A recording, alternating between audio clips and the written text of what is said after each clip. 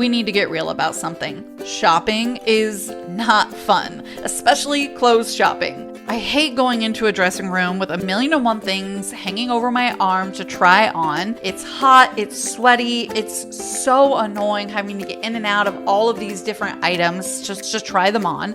The mirror, that's a whole nother story. They're awful. And I end up, and I know you do too, liking nothing. Something's gotta give, and this is where Stitch Fix comes in.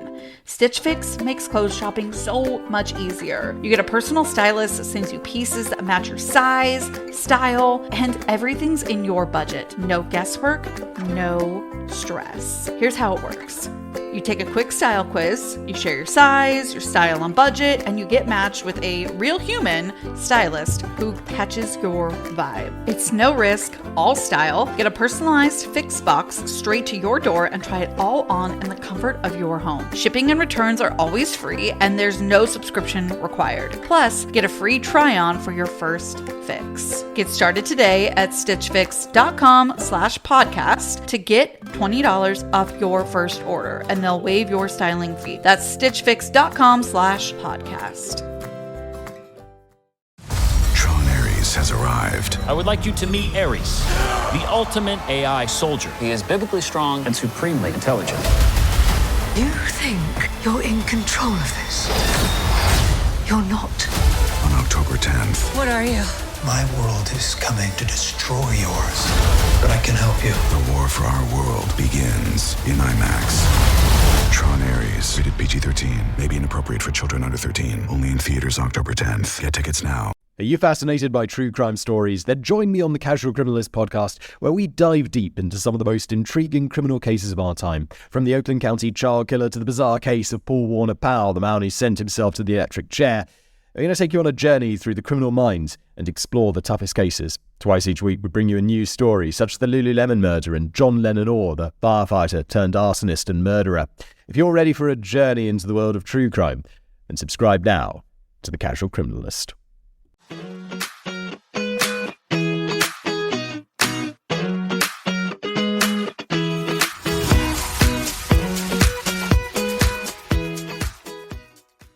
Welcome back to Unscripted, where we are currently in our deep dive era. We're having way too much fun with these, so we hope and we see in the comments that you guys are enjoying them too. So keep leaving the comments on Spotify and the DMs. We love to read them. I'm Paige, by the way. And I'm Natalie. Let's keep this ball rolling. I am here for the deep dive era of Unscripted. Let's do it. Today, we are diving into the glittery, chaotic, and I would say criminally underrated career of Jessica Simpson.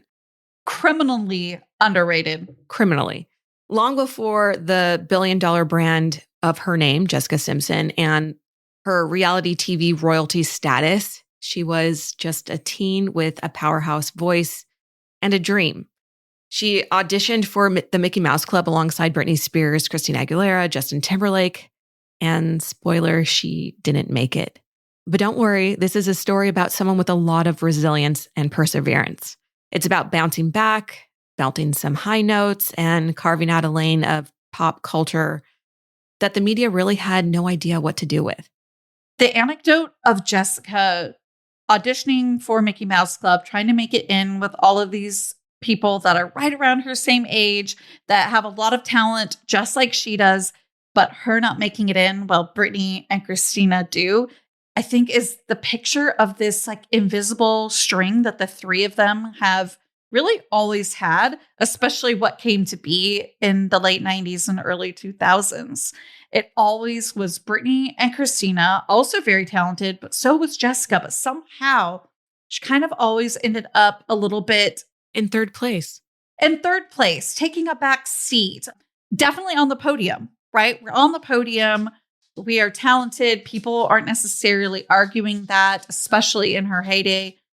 But it's just such a picture of that, like, what do we want to call it? That shadow in her life. Like her sister may have later come out with a song about living in the shadow, but she sort of was in their shadow, but was, I think, maybe wanting to not even be in that same competition. I think she wanted to be in a different sport-ish, if you will. Like, she didn't necessarily want to be as poppy as them or anything like that. She kind of, I think, maybe more wanted to be like a belty powerhouse rather than like a pop princess, if you will. And so maybe that had something to do with it. Maybe she wasn't as worried because she's going, well, yeah, like I'm not going to be Britney. I don't want to be Britney. And there's this famous scene in the Ashley Simpson show where she's talking about Jessica and how much she loves her. And, you know, off and on in different scenes in that show, honestly, she does. But she talks about how they wanted Jessica to be more like Britney. Like, executives were telling her to be more like Britney. And I think that's the reason why she was third on that podium, because I don't think she wanted to be on that same podium. She's like, I'm over here in this different realm of music to her, in her mind, and what she wanted. You're so right to acknowledge that Jessica was always there. She was invited to the party. She was invited to the pop princess party, you know, with Britney and Christina, but she was different. And I think that that's why she's had such a different trajectory in her career, unlike Britney and Christina. All three have had different high moments, different low moments. And I think that's what makes them all exceptionally interesting and, you know, their own people. I feel like today we wouldn't even be looking at them in the same light if it wasn't because of the path crossings of the 90s and 2000s and the pressure for all of three of them really to be sort of one and the same, when we could see these sparks of their individuality that they were constantly trying to put out the whole time anyways. You're so right. Despite their initial starting points all being somewhat similar, they all ended up somewhere very different. And I think that Jessica wouldn't look back at her life and think, oh man, how did I get here? I think that where she ended up is better than she could have imagined back in those auditioning for Mickey Mouse Club days. That's all we can really hope for her too, you know? Jessica happens to be the oldest of all three of the pop princesses that we were just talking about, born July 10th, 1980. So baby Gen X, very early millennial kind of crossover there, but technically very late Gen X. She was born as the first child in her family to Tina and Joe Simpson. He was a minister at the time of her birth. She's the older sister to Ashley Simpson, who would later follow in her footsteps as a singer. And they grew up pretty much all over Texas because Joe Simpson was taking his family with him as he ministered throughout the state of Texas. While they were traveling around, Jessica was warming up her pipes by singing in all the different church choirs as a kid. And by 17 years old, she signed with Columbia Records, which that's a really big record label to sign with. That's huge. And what an accomplishment for such a young person. I wonder at that time if she even knew like what a huge label that is to get for your first label. I mean, even Taylor Swift, who's arguably one of the biggest, most famous people in the entire world, signed with Big Machine, her first one, which was like a startup. Now, it's nothing to scoff at, but you know what I mean? Like, this is Columbia Records. This is big. We kind of skipped over her like early years because before she was 17, she actually, as you said, she was going from church to church, warming up those pipes with her dad. She did initially start off at a evangelical Christian label because someone had seen her at one of the sermons her dad was giving, and he was going to be opening up a Christian label. So he heard Jessica singing and said, I want her voice on my label. And so she's now signed to this Christian label. She had been working on her debut album with Proclaim Records. That's the label, what it's called. She was touring to promote it. And it's around this time that the label calls it quits. It basically goes bankrupt. They don't have any money. And Jessica is left with a bunch of unreleased albums, her first debut album titled Jessica. And in sort of a Hail Mary moment, her grandmother comes in and decides to fund a limited pressing of the album personally. By doing this, she allows Jessica to get her music out there officially, And after that, she does several auditions for a number of labels and producers. And that's when she catches the attention of Tommy Mottola at Columbia Records. Her grandmother stepping in may have really even made the difference of her having a career at all, it seems, because I didn't even know about this label like at all, which is why I was referencing Columbia so early on in our episode. And so I'm glad that you bring this story up, because what if her grandmother never did that? Just like, what if Taylor Swift's dad never made a deal with, Big Machine for them to sign her as their first artist? Like, it's kind of that thing. Well, and we've talked about it in other deep dives, like with Lindsay Lohan and Britney Spears and Paris Hilton. A lot of these very famous people have someone having their backs. Lindsay had Dina, or as momagers. Mm-hmm. Britney had Lynn Spears. They all had someone that believed in them before the general public believed in them. And for Jessica, it's clear that her family was that source of support. In this case, her grandmother, but also her father, Joe Simpson, who would eventually become her manager. These familial bonds obviously helped them get to be where they're at today. We would be remiss not to acknowledge that Joe Simpson has his own discourse and lore about him, and he's kind of a controversial figure.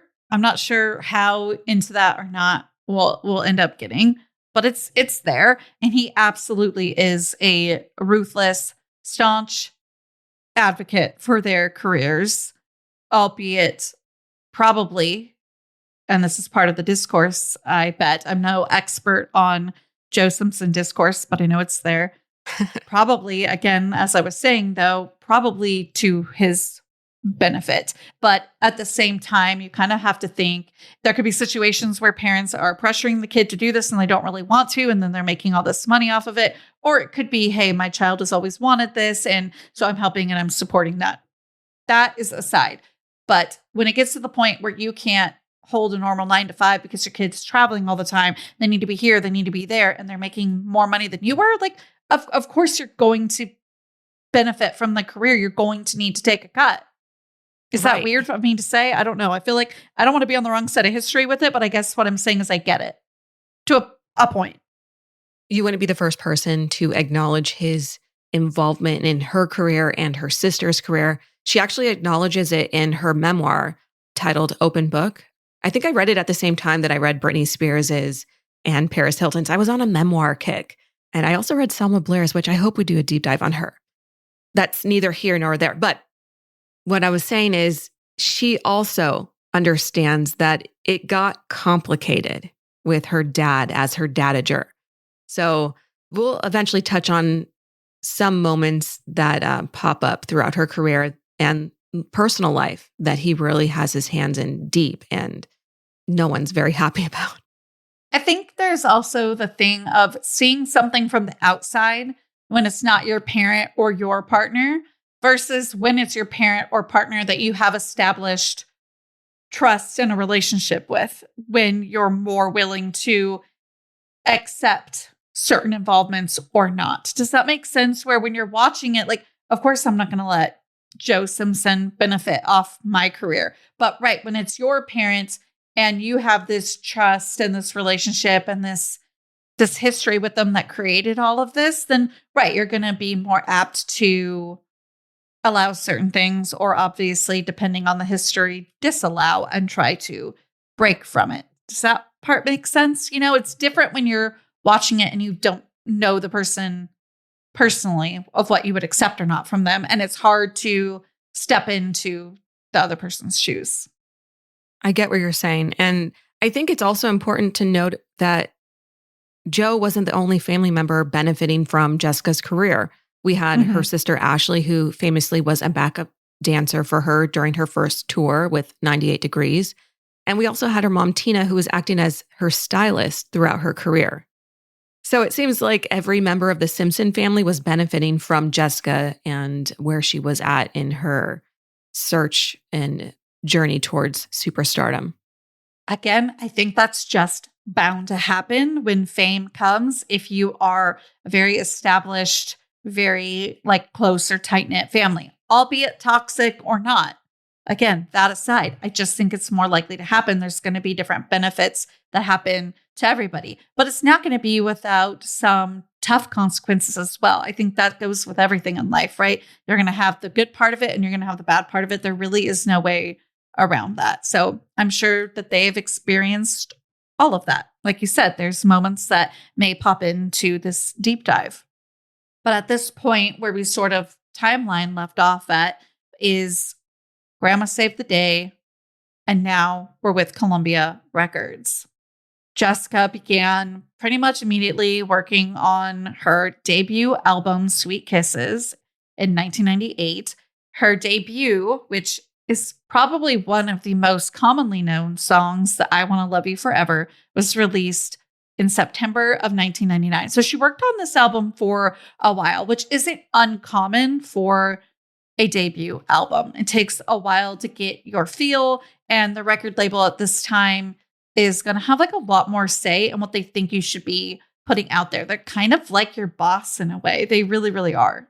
So it did take around 2 years for that album to get released. And I did see an interview that she gave maybe 2 decades ago talking about that initial release of Sweet Kisses. And she said that at the time she had been working on it for 2 years and it really felt like time was dragging on. And in that time, Christina Aguilera and Britney Spears both released their debut albums. And obviously these are girls that she knows from her Mickey Mouse Clubhouse, or not Mickey Mouse Clubhouse. Mickey Mouse Club. Thank you. Her Mickey Mouse Club days, or at least the audition phase. She remembers them, and these girls got to be on the show when she didn't make the cut. And now they're releasing their albums once again when she had been working on hers for 2 years. So there was a little bit of frustration that she felt at the time. Yeah. Here she is again, third in line. Seemingly so. And not only was she the last of the three to get her album out, she actually was now up against their images that had been curated by their album, their labels. So she had to go against Britney Spears and her innocent but sexy schoolgirl persona that she had come out with in Baby One More Time. She was up against the bad girl of Christina Aguilera that she was presented as. And that left this really murky gray area of where Jessica could fill in, right? She couldn't necessarily be the bad girl. That was already taken. She couldn't be the good girl that's kind of bad. That was taken. And so all that was really left over was this goody good girl persona. And that's what they pursued. I mean, you could even see it in her initial wardrobe that she wears in all of her early performances. There's higher necklines, there's lower hemlines. The pants aren't as tight. It's really a contrast to what was happening in pop culture at the time. I could not have said that better.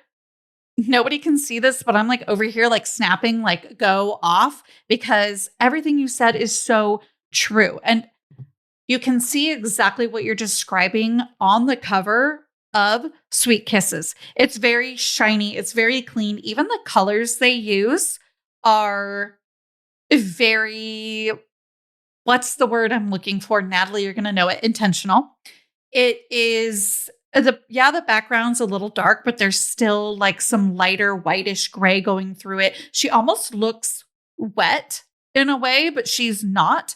And it's very clean. It's very stripped. It's very minimal eye makeup. The lips are kind of shiny, but clean, like nothing. There's no heavy makeup. She doesn't even clearly have like clothes on, or it's a tube top that they cut down, which is likely, knowing the Simpson family, is probably just a tube top that they cropped out of the photo.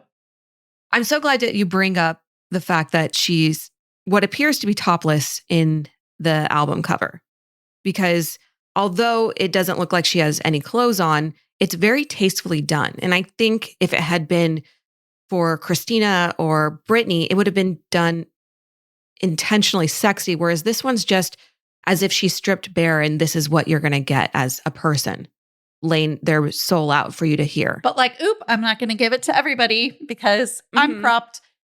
They constantly pushed purity culture on to Jessica. Because as you mentioned, she ended up having to kind of play the good, clean girl role, but they were not going to let that stop them from the whole sex sells thing. And that's exactly what this is. And we saw a little bit of that, and we talked about it in our Britney Spears deep dive, which if you're listening and haven't listened to that episode, go back and take a listen. But it was something that was prominent in the early 2000s. This was a discourse that everyone felt like they wanted to be a part of. You know, are you a virgin? That was always a question coming up in these interviews. And as we know, Christina never fell into that category. She never actually had to play along with those rules or that storyline. But Britney did. And we know that it was always somewhat of a contradiction because she was sexy and she was a little bit cheeky at times. But with Jessica, because she had this squeaky clean, goody good girl image, goody two shoes, I want to say almost, but not in a bad way. She did acknowledge, yes, I'm a virgin and I'm saving myself for marriage, which was huge news. And it ended up getting picked up in every other subsequent interview that she gave after she admitted that in the first one. And it came into play later on when she blows up in her career. But we'll get into that in just a minute. I can't remember if she actually did stay a virgin before getting married to Nick Lachey, but I want to say she did. Yeah. And they, by the way, met in 1998 when she was like opening for 98 Degrees. So that's very similar to Britney and Justin's story. We probably even mentioned it on the episode if I'm remembering correctly. But here we are. She meets him. She's 18. She's 17 or 18 at this time. And he was a bit older. He was in his 20s when she was still a teenager. He's quite a bit older. I think like within 6 years though, which I mean, at that age is kind of a lot though. Like if you're 17 or 18 and you're dating somebody that's like mid-20s, who's been touring it's kind of a lot. An artist throughout the country. Yeah, I think at the time they were at very different places in their lives, age-wise, but also experience-wise. Back in 2018, I was looking for a vitamin regimen that I knew I could trust. That's why it was such a relief when my sister told me about Ritual. They're mom-founded and third-party tested for heavy metals and microbes. And what else really, really sold me was that you can see their sources and suppliers behind their key ingredients right there on their website. Besides the vitamins from Ritual that I take, they also offer tailored nutrient support for key phases of pregnancy, from fertility support formulated to support conception outcomes to their essential prenatal and postnatal multi-options, which support key nutrient needs before, during, and after pregnancy. They also have their essential protein daily shake that's formulated specifically for pregnancy and postpartum. On top of all that, they also have their Symbiotic Plus that I take every single day along with my multivitamin. I love Ritual so much that I make sure all of my friends that are having babies and family planning turn to Ritual for their prenatal, pregnancy, and postpartum support. What's also really awesome about Ritual is how easy it is to take. Each capsule has this really cool delayed release design that makes it really gentle even on an empty stomach. Most importantly, it's third-party tested for allergens, microbes, and heavy metals. It's non-GMO project verified, gluten and major allergen free, and made traceable. When it comes to pregnancy and postpartum support, you want products backed by research and transparency. Mom Founded Ritual puts in the work and shows you the proof. Get 25% off your first month at ritual.com/diaries. That's ritual.com/diaries for 25% off. We need to get real about something. Shopping is not fun, especially clothes shopping. I hate going into a dressing room with 1,000,001 things hanging over my arm to try on. It's hot, it's sweaty, it's so annoying having to get in and out of all of these different items just to try them on. The mirror, that's a whole nother story. They're awful. And I end up, and I know you do too, liking nothing. Something's gotta give, and this is where Stitch Fix comes in. Stitch Fix makes clothes shopping so much easier. You get a personal stylist that sends you pieces that match your size, style, and everything's in your budget. No guesswork, no stress. Here's how it works. You take a quick style quiz, you share your size, your style and budget, and you get matched with a real human stylist who catches your vibe. It's no risk, all style. Get a personalized Fix box straight to your door and try it all on in the comfort of your home. Shipping and returns are always free, and there's no subscription required. Plus, get a free try-on for your first fix. Get started today at stitchfix.com/podcast to get $20 off your first order, and they'll waive your styling fee. That's stitchfix.com/podcast.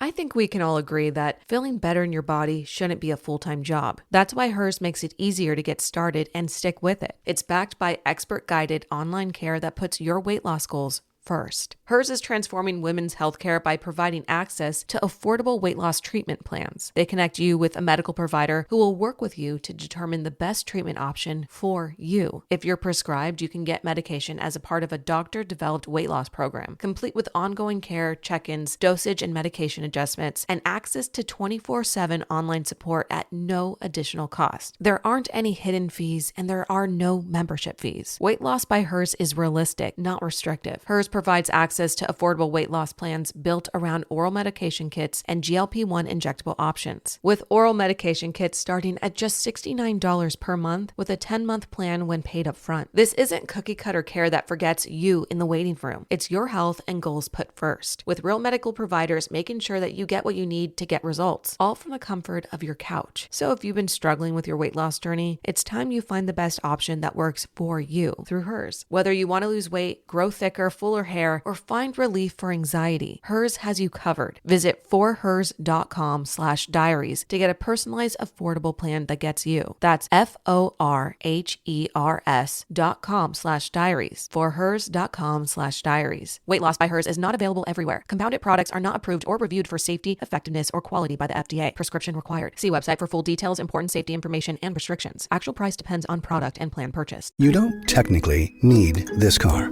You say that out loud to yourself. You say, I have no space. You say, I'm just looking. Then you click.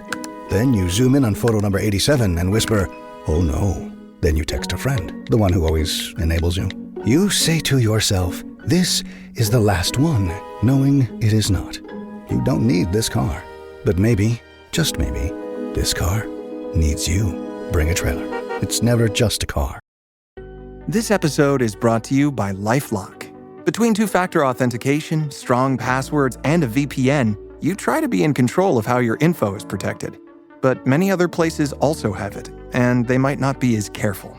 That's why LifeLock monitors hundreds of millions of data points a second for threats. If your identity is stolen, they'll fix it, guaranteed, or your money back. Save up to 40% your first year. Visit lifelock.com/podcast for 40% off. Terms apply. And I do want to bring it back to when they first met. So they met at a Christmas party back in 1998. Mm-hmm. And after they met, Nick Lachey told his mother that he was going to marry that girl in reference to Jessica Simpson. And I think that speaks to the initial spark they had in their relationship. They were really drawn to each other. There was good chemistry. And in the same interview that I saw where Nick Lachey is talking about saying that to his mom, Jessica says that it was a love at first sight for her as well. It was very strong, very real. I think it would have to be for her, especially growing up in that purity culture, in that public statement life that she was living of, I'm remaining a virgin until I'm married. For her to get serious with somebody would have to be the real deal for her, at least in my opinion. 100%. I'm not over yet, though, the fact that at this Christmas party, he would have been freshly 25 and she was 18. Okay, see? 2 adults, but is it the largest age gap? No, but is it a lot for an 18-year-old to maybe be experiencing it? Probably. Well, his brain was fully developed at the time. As we all and have hers learned wasn't. in recent years, 25 is when our brains are fully developed. Maybe even 26, they say now. Okay, see? So, yeah. So he was well into adulthood, and she was barely freshly 18, legal, but still somewhat of a teenager. Yeah. Still somewhat of a child. She's 18 and a half. Again, he's freshly 25. That's very different than if you are like 30 and 37. Like, that's different. But when you're that age and one of them is still a teenager, I just feel like that is something that my mind kind of holds as like a bit of a boundary. Because if you even think about it, when she's 23, when they get married, he's what, like 30? I think she was like 22 or 3 when they got married. So I think you said it really well when you mentioned about the frontal lobe being completed with development at around 25, 26, whereas she's got years to go before that. That's tough to make a decision. I always tell everybody, don't get married before your frontal lobe is developed. And I don't mean this badly towards any of you that did, and it might be working out perfectly. It's not like some scientific thing where it's like you will or won't get divorced if you get married without your frontal lobe fully developed. So, I mean, definitely don't mean this against people who did it.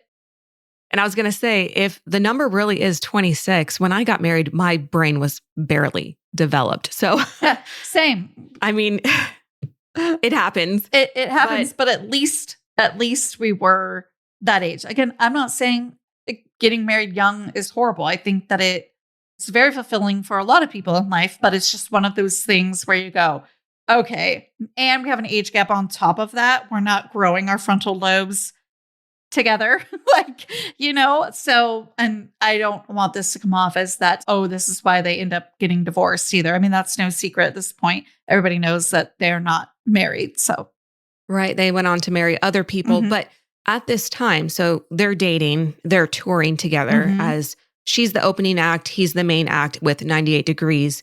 She goes on to record her second album in 2000. And during that process, she actually does end her relationship with Nick Lachey, because in an interview that I saw with her, she does go on to say that she felt like there was so much more for her to see out there in the world. There was. And there really was. But 9/11 happened. And I know you're thinking, okay, weird transition. Why 9/11? Well, when 9/11 happened, I guess Nick Lachey was in the airport in New York and could see chaos happening around. And so the first call he made was to Jessica. And on that phone call, apparently she said, come here now. I want to be with you. And then shortly after that, they ended up getting back together. They got engaged in Hawaii. And then the rest is history. I had forgotten about that story, but I have heard it before, and it's just really powerful. And it is such a marker of the times and what like a pivotal point that event was for a lot of people that for survived it, that experienced it. Near and far. In New York at the time, near and far, it changed the way people saw life. It made them realize. It made all of us realize life is so much more fragile, and that it can change in an instant. And it must have had that impact on her at that point. And she was a little bit older by that point, right? We're talking September of 2001. So she had just turned 21 in July. So that is maybe a better time if they're going to have this age gap to be able to kind of navigate it. But you can even see in their show Newlyweds, which is a great spot to kind of bump into, which starts after her third studio album, In the Skin, from 2003. Newlyweds also starts at this time.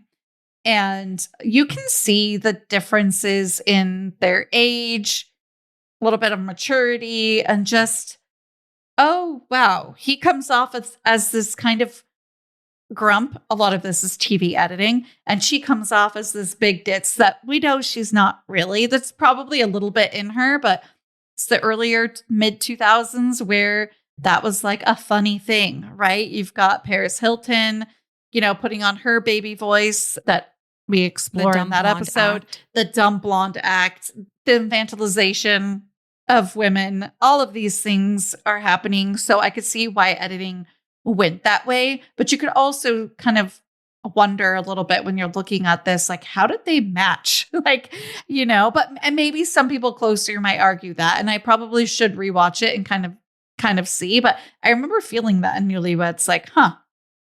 Well, I think we also have to realize that this was very much a business arrangement, not necessarily their relationship, but the show. Yeah. So we didn't exactly say that on the timeline when they got married. So they got engaged in February of 2002. So not even a few months after their reconciliation from 9/11. They got engaged in February 2002. They got married in October of that same year. So very short engagement, very short engagement. And then Newlyweds happens and starts filming in early 2003. So everything at this point, once they reconcile, once they rekindle their relationship, is moving at the speed of light.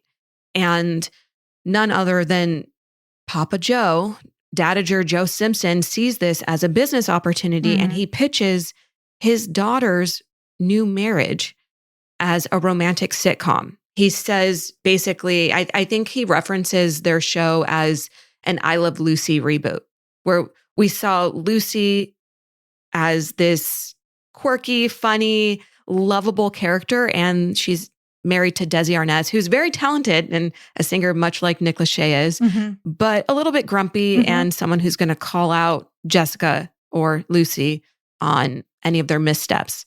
Wow. I never saw those parallels, but that is nail on the head. That is more than true. That's exactly, that dynamic might have already been there. And then again, they're editing and kind of curating some of that, because I remember feeling like that with I Love Lucy too, which is a cult classic, but truly you really start to wonder. Incidentally, they also end up divorced. But there was a lot of love there if we're referencing Lucille Ball and Desi Arnaz. And I think here too, I really do. I mean, at least the relationship started as something really pure and authentic, because at least in their wedding photos and as they're courting each other, and in some of the episodes early on in season 1, you can see that, yes, they may get on each other's nerves, but there's love there. They just had to play it up for the camera. At least that's what we're thinking as an audience, right? Editing is probably more powerful than people think, because I've heard, and I've probably even said myself back in the day of like, yeah, you can edit, but like they really said that. And sometimes that's true, but honestly, you can edit things to make it look like somebody said something completely different, or they said it in relation to something entirely different. So they might say, well, that was stupid. And it might be able to look like they were talking about something somebody did, when maybe they were talking about something they did to somebody, and the way the scene is cut. So it's like, yeah, I said it, but I didn't say it about you. So editing is super powerful. And in relation to the Newlyweds, it was a cute show and everybody was watching. Everyone. Oh, when Paige says everyone, she means everyone across the United States. And like we said with The Simple Life, this is when people had to sit down and tune in at the same time as each other. There was really no TiVo, or if you had it, you were lucky. And people couldn't just stream it when it fit their schedule. People had to sit down and watch it when it was airing on TV. And I think we would be remiss if we didn't acknowledge that the role that Jessica ends up playing on Newlyweds, this sort of lovable, albeit ditzy persona, was really what the world needed, or at least the United States needed at the time. We needed somebody lovable. We had just been through this trauma as a country. Everything was really scary. And they brought in a little bit of levity to TV at the time. Yeah, this is wartime. Like, we're literally at war since March of 2003, I think. So this is like Iraq wartime, and we were looking for feel-good things, and there was a lot of interest in celebrity at this time. This is pre 2008-9 recession. So people are spending, people are wanting to dress like, look like, the Paris, the Jessicas, the Britneys. We're reading the teen people magazines, Teen Magazine, Teen Vogue, J14. I'm like, am I leaving any of these magazines I know, off? right? Cosmopolitan. I read them all.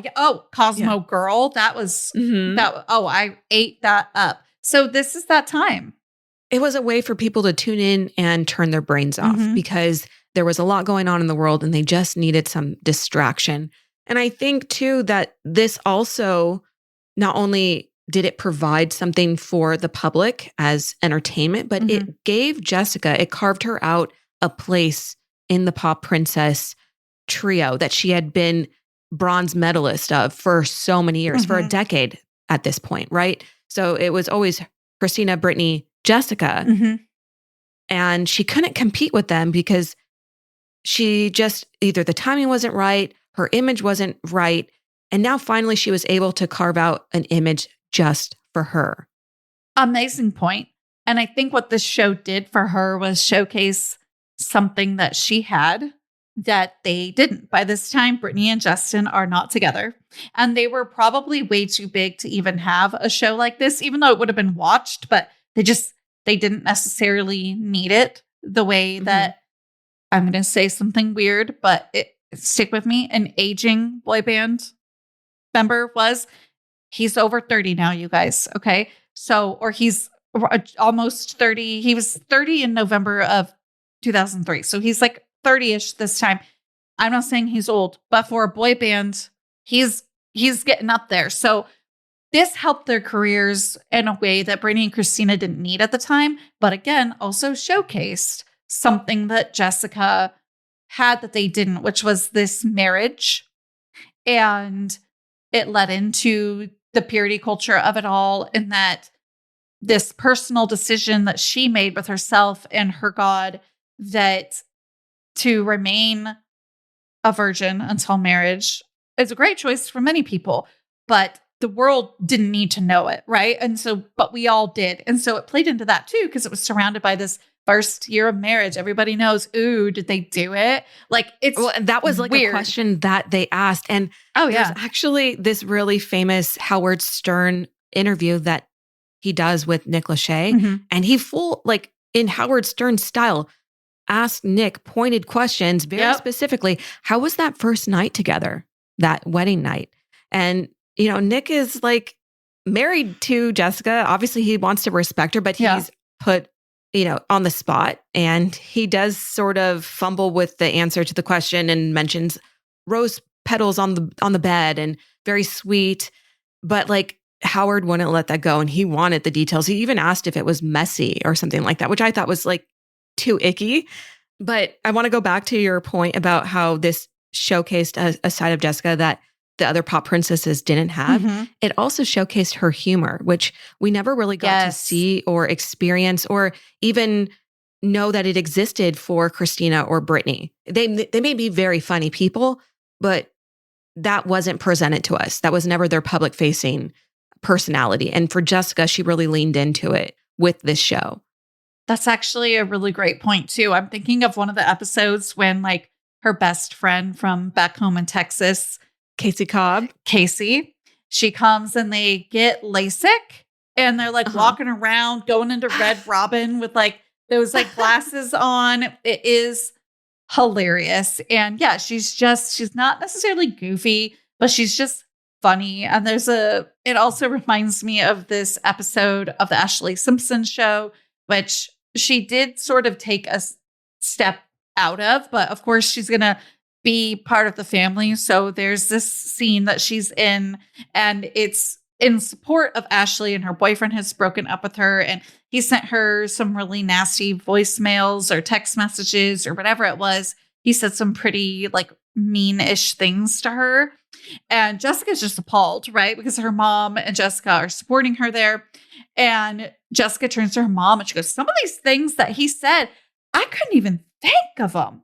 Like, it's just like, that Marilyn Monroe of it all. But to be honest, she had it a lot more naturally, I think, than Britney did or Paris. It was more innate to her. It was innate. That was just who she was. She was authentic. And as you're talking about these viral moments or funny moments where we do see Jessica showcase her humor. We can't talk about her and do a deep dive about her and not mention the whole, is this chicken what I have?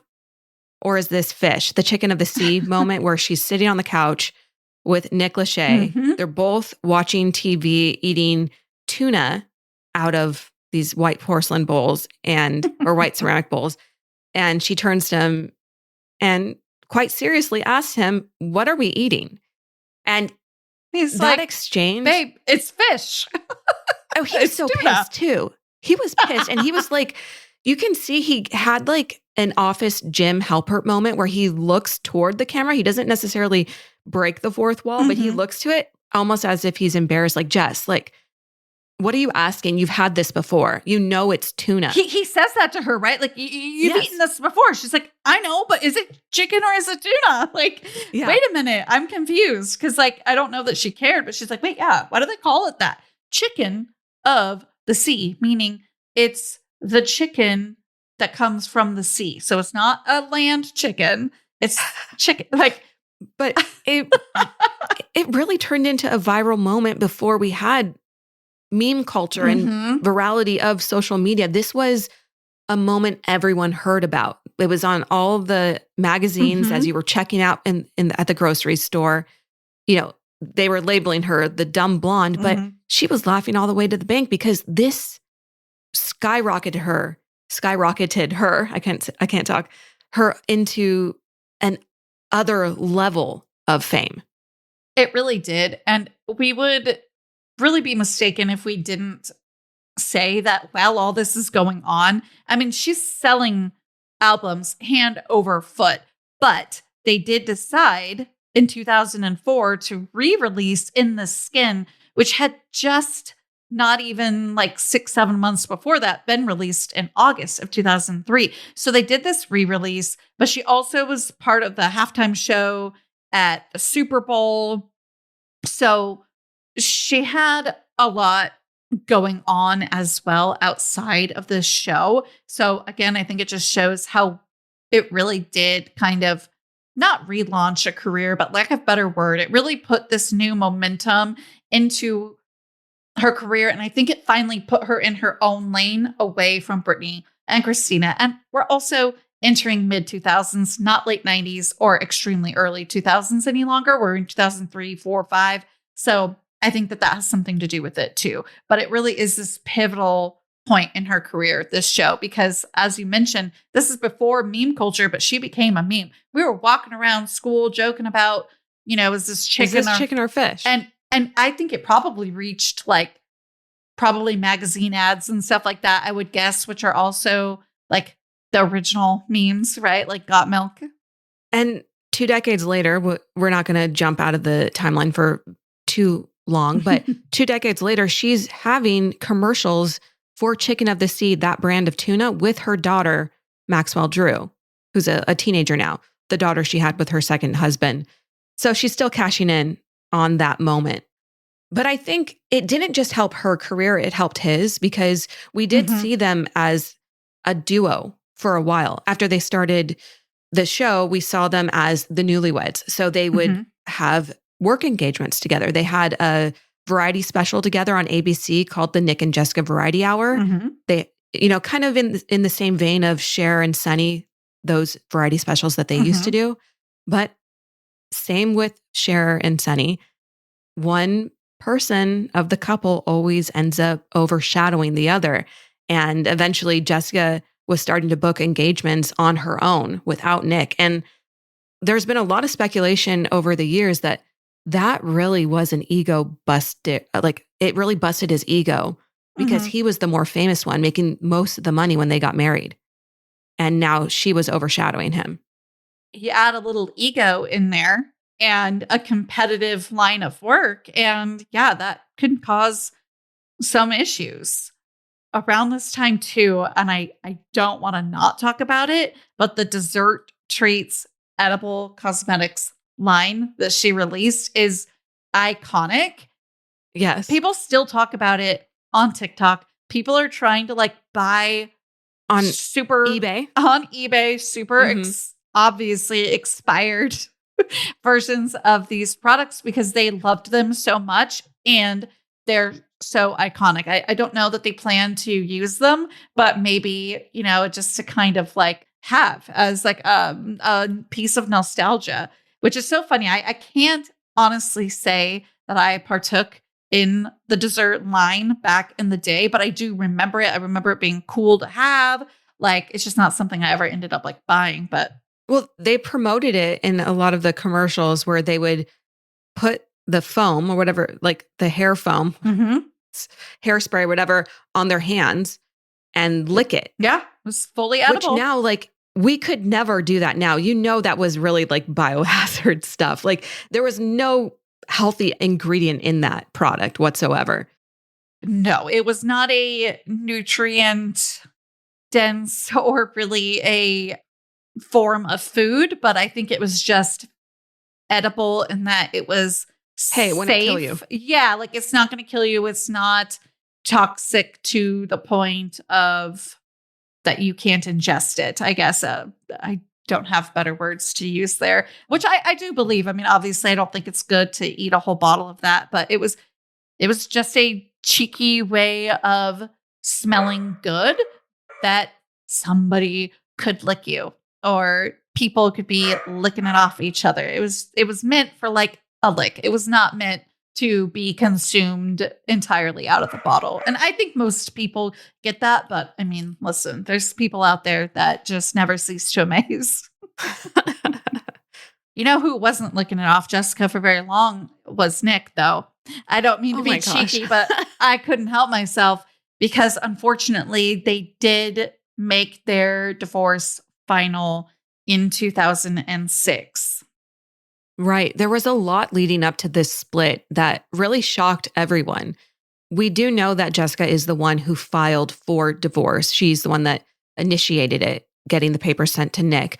But it wasn't really something that he was blindsided by like the public was, because up until that point, they were fighting all the time. Mm-hmm. They were fighting on camera and off camera. A lot of times when it was filmed, it would be cut out or edited out. They started to have to act in front of the camera to get scenes done and filmed for seasons 2, seasons 3. And that's really when things started to crumble. And when I read her memoir, she said that one of the breaking points for her was they had decided that they would go to couples therapy. And Nick decided not to show up. And she just thought, okay, well, you're done. That's and loud. Now so am I. It's loud. Mm. And he sent his message. So she sent one back by sending those papers. And if we want to have an idea of where she was at in her career wise, she was busy. It wasn't like she was at home filming the show with him all the time. She was out filming Dukes of Hazzard. She had a lot going on in her music career. And Nick kind of was sitting at home twiddling his thumbs. He didn't have as much going on. And the show shows that too. It really does, especially by the last season. And there's all these like little, it reminded me of the retired athletes. They do that on reality TV all the time. They edit these retired athletes to seem Kristen and Jay. That was one of the last ones I saw it done with, where they just seem like this grumpy guy who doesn't have identity anymore because he have no sport no more. And it's a bit tired, but they did edit him that way. And I do want to also add to all of the things that Jessica had going on during this time. It was a 6-month divorce from December 2005 to June of 2006. While all this is happening, she is working on her 5th studio album and released it in March of 2006. So while all of this is going on, she's filming things. She's got a 5th album being released. She's really not lacking for much on that side of things. Like you said, her career really blossomed, and it may have sort of outblossomed his as the boy band era sort of wound down until, of course, we get like One Direction and all of that. In like 2012, it sort of had like a peak again with Jonas Brothers and all that. I'm smelling some more deep dives. But there was a cool off period with all of that. Don't you remember that? There was this cool off. There was. And I think you mentioned something really important for us and the listeners to know that came out in her memoir. It was speculated about at the time in tabloids. But while she was super fulfilled in her career, she was booked and busy. Mm-hmm. Obviously, there was a lot lacking in her personal and romantic life, Mhm. right? Her relationship was breaking down with Nick Lachey, and so she sought out an emotional connection with her co-star, Johnny Knoxville, her co-star from Dukes of Hazzard. And she very explicitly says in her memoir that they had an emotional affair. He was married at the time, and so was Jessica. But that didn't stop them from sending love letters back and forth with one another. They basically were pen pals for a good amount of time where they bared their souls to each other and grew close, but they never actually let it turn physical. And I think that's something that a lot of people at the time were questioning because they Mhm. did see Jessica and Johnny on set, these two attractive people who may be having issues in their own relationships. And there was a lot of question about where or what they could be, like where that relationship or friendship was going and what they could turn into. And to have it confirmed 2 decades later was really wild, at least for me as someone who was taking in all the tabloids and following the stories. It was interesting to see that that's how their relationship played out because this is Johnny Knoxville from Jackass. You're not expecting him to be writing love letters. I mean, what is this, like a jailhouse pen pal situation? You know what I mean? Like, that's not who I would expect Jessica Simpson to be writing love letters to. I don't know. Agreed. I think her dating history sort of shows her openness to different kinds of people, which I actually think is a really beautiful thing because we have Nick Lachey, we have John Mayer from August 2006 around this time. That John Mayer era. That was We have to not even I have a stuff year to say about that. It was not even a year, but it started to get real hot and heavy in the tabloids. But what do you have to say about it? Okay, well, it was chaotic. It was messy. It really was the epitome of John Mayer when you think of him in relationships. Mhm. I mean, he's quieted down a lot in recent years, but he was quite loud with his sexual endeavors at one point in pop culture. And like you said, they dated on and off for a while. And there was a moment in her book. I feel like I keep referencing the memoir, but it was really well written. It probably out of Paris Hilton, Britney Spears's, and Jessica Simpson's memoirs, hers was my favorite. She referenced her journals that she wrote in throughout this time. So you really did get a perspective of where her mindset was at this time. But she had gone to her therapist and brought up these issues she was having with John Mayer. And her therapist turns to her and says something along the lines of, he doesn't like you. He's obsessed with you. And I think that really made the switch in her head go off of, oh, this is unhealthy. And he is using me as a conquest, which we later hear when he's talking about his sexual relationship with her on, I think, Howard Stern again, and calls her sexual napalm. And that was humiliating for her. Do you remember that? I'm pretty disgusted. Like, honestly, I'm having quite a visceral reaction because I didn't know about that comment, or at least remember. That can't feel good coming out of a divorce because, again, this is the first relationship outside of that divorce. And the divorce was so new when they got together. And she really would have been giving him a lot of her trust in and herself. Yeah, herself and her trust in that you're not going to hurt me the way this divorce very likely hurt. Even if you don't want to be with that person, there's no way that divorce feels good, or it might feel right or the safest option or all of that. But it's never going to feel good for any relationship to end. It's going to be sad and all of that, especially with their history and kind of what we know about their irreconcilable differences. I do want to make an edit. I was incorrect in saying he said that quote on Howard Stern. It was actually in a Playboy magazine interview. Even worse. I know, right? At least Howard's kind of funny. I mean, he's gross, but at least he's kind of funny and you know what to expect. That relationship was really wild. We can move on after this, but because I could tell that we were getting to the next point. But after they broke up and after he did that interview, she deleted him from her life. She got rid of his number. He would email her these long emails. She blocked him. but he would keep creeping in her life by way of parties he would show up to, like parties that she was at. I think he even stayed at one of her family members' houses after they had broken up. So like he was really hard to get rid of for a while, for her at least, because he was so emotionally unavailable when she wanted him that when she decided that she didn't want him anymore, it made her even more desirable in his mind. So he was just someone that wouldn't go away. Her next relationship wasn't the easiest either, and we don't have to get as deep, but this is when she was dating Tony Romo, and the fans really didn't treat her well. They referred to her as a Yoko Ono, where if you don't know the lore, everybody thinks that Yoko is responsible for the Beatles like breaking up. And I just can't help but also think of Taylor Swift during this time, because even somebody in my own family and NFL fans are saying like, oh, she's on the screen too much, like da da da da da, where it's like, if you really timed it, it's probably like 10 seconds, maybe a minute max, depending on the game and stuff. Like obviously Super Bowl, she was on the screen a lot more than like regular games.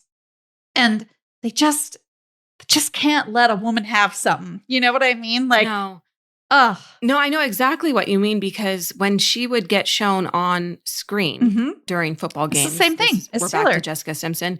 She would be booed by the entire crowd in the stadium. And for what? For what? Like she didn't even. They called her a bad luck charm because I guess, according to them, they felt that Tony Romo wasn't performing on the field the way he would when she wasn't there. And so they hated when Jessica would show up.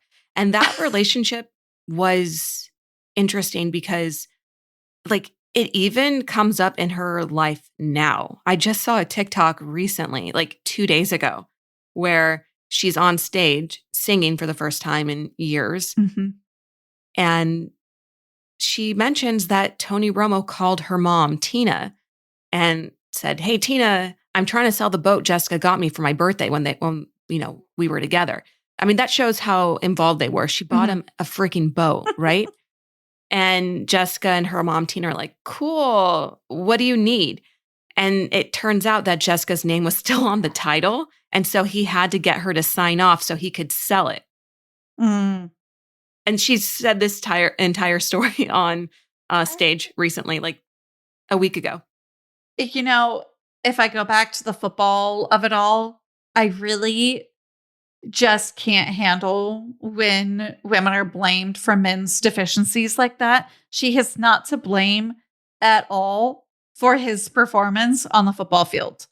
And whatever his normal prep needs to be, even if she took him away from that, he's still responsible for his own time to be like, "No, I'm sorry. I can't do that. Thank you so much for coming to the game.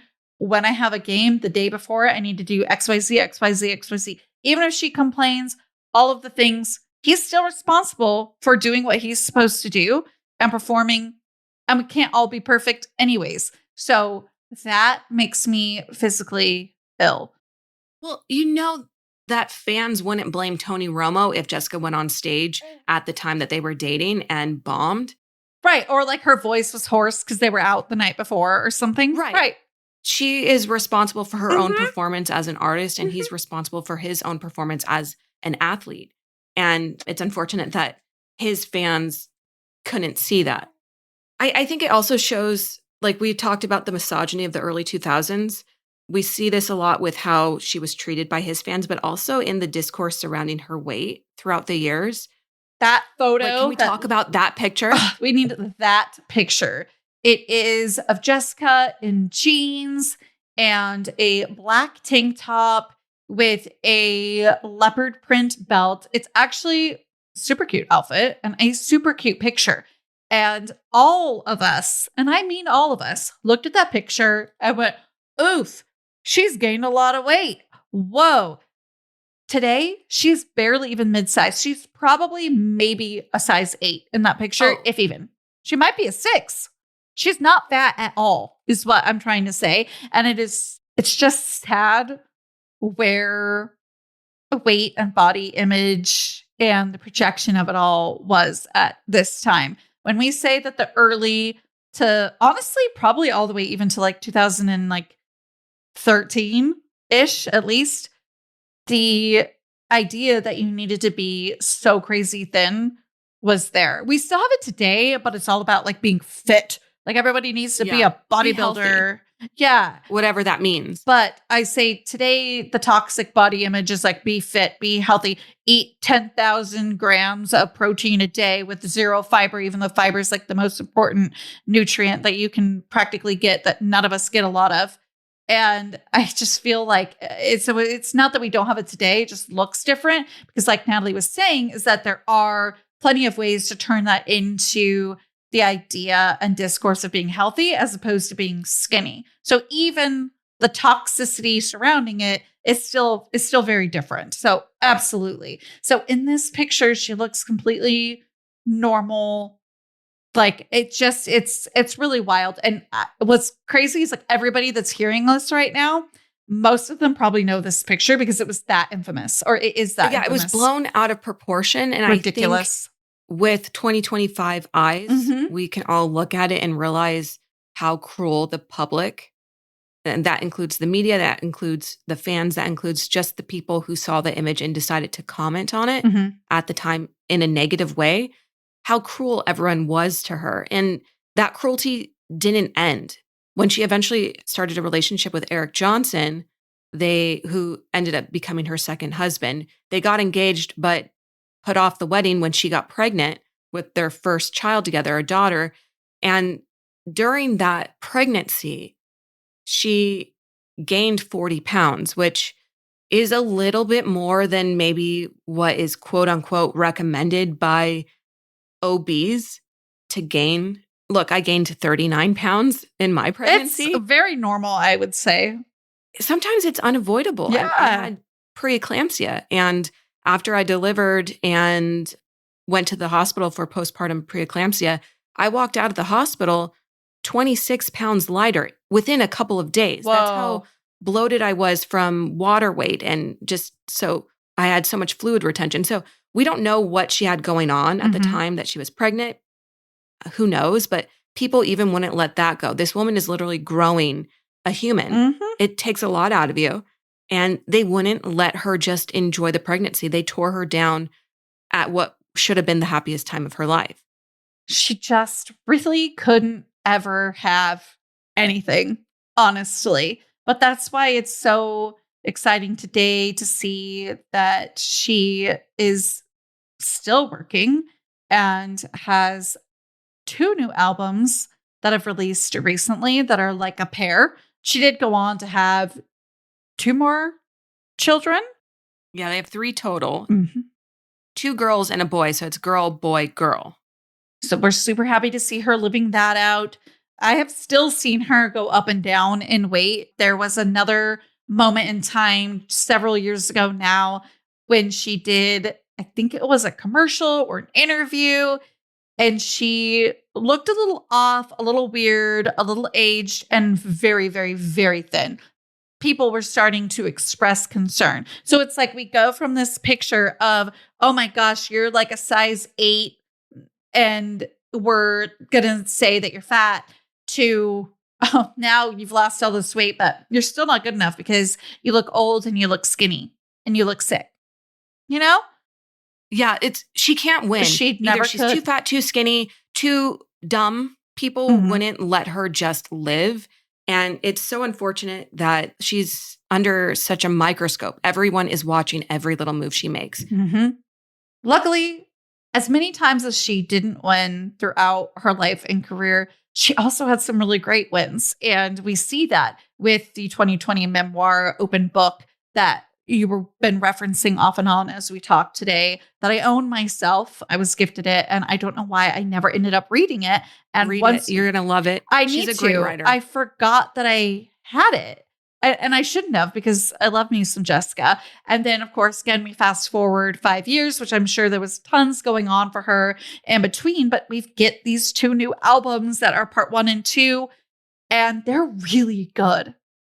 And I think we also have to acknowledge that around this time is when she acquired the name of her company that had become $1 billion company over the last 20 years, she officially got the rights to her name back. So she owns it completely. It was a big business move in the fashion world. And there are a lot of articles about how she's a powerhouse in business, and a lot of people don't give her enough credit there. Isn't that the story of her life, though, right? Always coming in third because she's so underestimated. I think that's the cap right there. That is the true view from me, a public watcher, if you will, because I haven't been, huge fan, not a fan. Like I said, I love me some Jessica, but then there's been moments that were kind of a miss for me. So like, it isn't somebody whose career I've been like in love with the whole time, but kind of from the outside looking in, that's what it looks like third place because she's constantly underestimated, and she will come out on top every single time if the world continues to do that. So she really is that girl. She's messy, resilient, emotional, iconic. She's probably better at business than most people. So way to go, Jessica. I'm so glad that her career ended up the way it did, because we wouldn't have gotten some of the cutest shoes ever. Have you ever owned anything that her brand has made? She makes the cutest clothes, shoes that fit. She's size inclusive. She goes from like 00 all the way to 4X. Because she gets it, because she's been that 00 and she has gained considerable weight. But again, I would never say she was extremely overweight in that picture we keep talking about, but she has had a range of size with her body, and many of us have. So how cool to be so inclusive, on top of the fact that it allows more people to enjoy your brand and is very inclusive in that way. It also allows people to enjoy your brand no matter where they are with their body. I mean, I know with me, I have fluctuated even over the last 5 years, and I'm always working on improving. So I feel like that would feel really good to be able to wear a brand at multiple different sizes. So it's definitely one of my favorite parts of modern fashion too, is like you are frowned upon. Like if you don't have a wide variety of sizes, and same thing with makeup. So she's on the pulse there too, but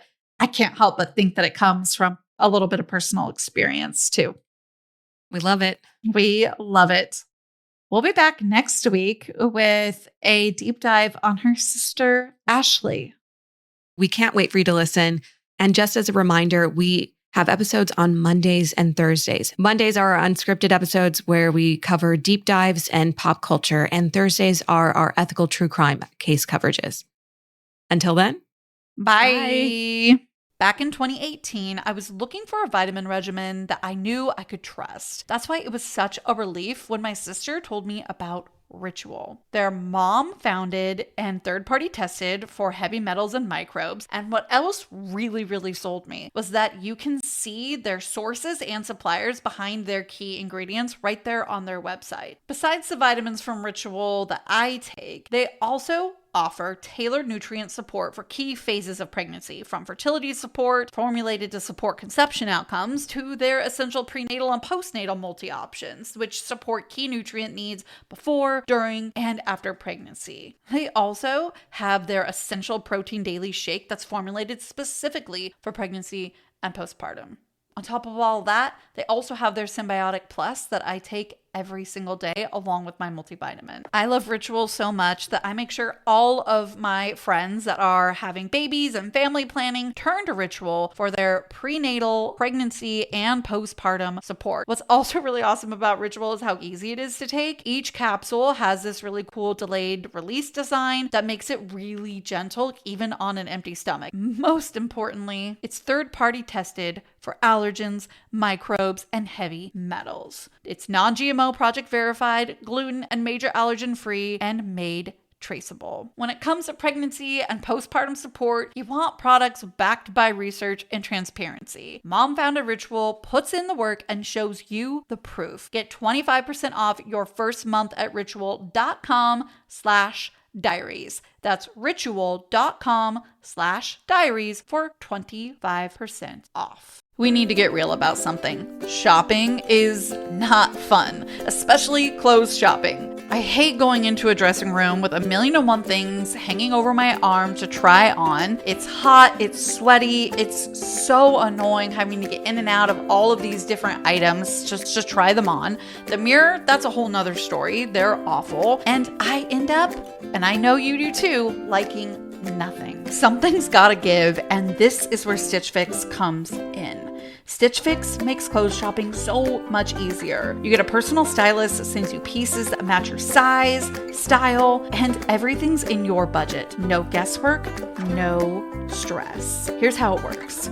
You take a quick style quiz, you share your size, your style and budget, and you get matched with a real human stylist who catches your vibe. It's no risk, all style. Get a personalized Fix box straight to your door and try it all on in the comfort of your home. Shipping and returns are always free, and there's no subscription required. Plus, get a free try-on for your first fix. Get started today at stitchfix.com/podcast to get $20 off your first order, and they'll waive your styling fee. That's stitchfix.com/podcast. I think we can all agree that feeling better in your body shouldn't be a full-time job. That's why Hers makes it easier to get started and stick with it. It's backed by expert-guided online care that puts your weight loss goals first. Hers is transforming women's healthcare by providing access to affordable weight loss treatment plans. They connect you with a medical provider who will work with you to determine the best treatment option for you. If you're prescribed, you can get medication as a part of a doctor-developed weight loss program, complete with ongoing care, check-ins, dosage and medication adjustments, and access to 24/7 online support at no additional cost. There aren't any hidden fees, and there are no membership fees. Weight loss by Hers is realistic, not restrictive. Hers provides access to affordable weight loss plans built around oral medication kits and GLP-1 injectable options. With oral medication kits starting at just $69 per month with a 10-month plan when paid up front. This isn't cookie-cutter care that forgets you in the waiting room. It's your health and goals put first, with real medical providers making sure that you get what you need to get results, all from the comfort of your couch. So if you've been struggling with your weight loss journey, it's time you find the best option that works for you through Hers. Whether you want to lose weight, grow thicker, fuller hair, or find relief for anxiety, Hers has you covered. Visit forhers.com/diaries to get a personalized, affordable plan that gets you. That's forhers.com/diaries. forhers.com/diaries. Weight loss by Hers is not available everywhere. Compounded products are not approved or reviewed for safety, effectiveness, or quality by the FDA. Prescription required. See website for full details, important safety information, and restrictions. Actual price depends on product and plan purchased.